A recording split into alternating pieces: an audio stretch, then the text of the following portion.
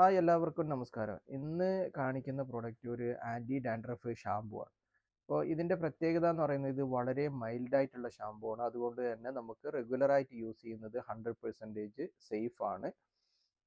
അതുപോലെ ഇതിൽ പിന്നെ നമ്മളുടെ മുടി ഡാമേജ് ചെയ്യുന്ന ഒരു സാധനം ഒരു ഇൻഗ്രീഡിയൻസും അടങ്ങിയിട്ടില്ല. നമുക്കറിയാം പിന്നെ ഓയിലി സ്കാൽപ്പ് അതുപോലെ തന്നെ ഡാൻഡ്രഫ് ഉണ്ടാകാനുള്ള മെയിൻ റീസൺ എന്ന് പറയുന്നത് ഒരു ഫംഗസ് ആണ്. ഓക്കെ, സ്കാൽപ്പിൽ ഉണ്ടാകുന്ന ഒരു ഫംഗസ് കാരണമാണ്.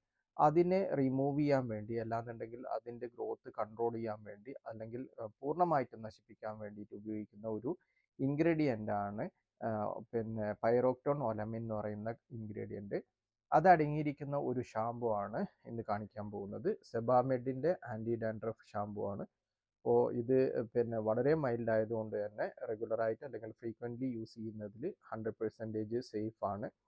കണ്ടിന്യൂസ് ഒരു 2 വീക്സ് ഒക്കെ യൂസ് ചെയ്ത് കഴിഞ്ഞാൽ നമുക്ക് നന്നായിട്ട് തന്നെ നമ്മളുടെ സ്കാൽപ്പ് ക്ലിയർ ആവുന്നത്, അതുപോലെ തന്നെ സ്കാൽപ്പിൽ ഉണ്ടാകുന്ന ഇറിറ്റേഷൻസ് അല്ലെങ്കിൽ ഇച്ചിങ്സ്, അതുപോലെ തന്നെ റെഡ്നെസ് ഒക്കെ മാറി നന്നായിട്ട് സ്കാൽപ്പ് ക്ലിയർ സ്കാൽപ്പായിട്ട് മാറും.